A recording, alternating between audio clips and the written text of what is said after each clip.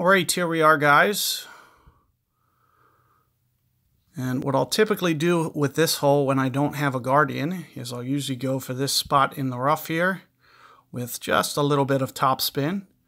So I'm kind of looking at kind of this zone right here. You can see that I'm keeping the guide just a little bit long.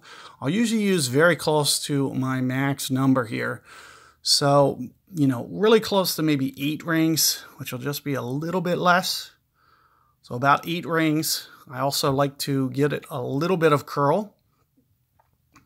So let's see what I can do here. So far, so good. It looks like maybe just a little bit deep, just a tiny bit.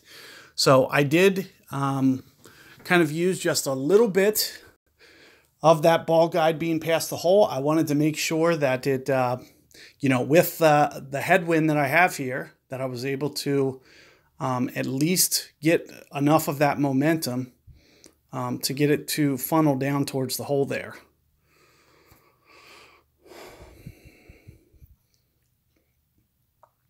So as I mentioned, you know, you will have to get that ball guide just a little bit past the hole, but it looks like I used just a little bit too much there. Aside from that, you'll just kind of have to perfect the ring adjustment. And as I mentioned, you know, right around maybe 8 rings. Looks like my opponent really doesn't know what to do. Looks like they saw the shot that I did, but I don't know if they feel comfortable enough to hit it. Let's see. Let's see here. Looks like they're going for the fairway shot, but it's hard to tell. No, they did go for that rough bump. But you can see kind of what happens. I couldn't tell what they were doing with their spin.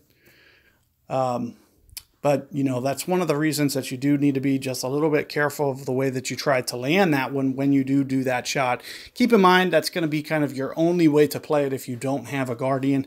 So you kind of have to find alternate ways to play about the shot because I don't have that backspin capability. With the backspin, it's usually a little bit safer. You can get it a little bit more consistent than with that sniper rollout. However, you know, with sound execution with that sniper, especially with some practice, you can still get it inside 2 yards on a lot of the winds, you know, relatively easy. The tailwinds is when it starts to get a little bit tricky. So good luck there, guys, and I'll see you guys on the next hole.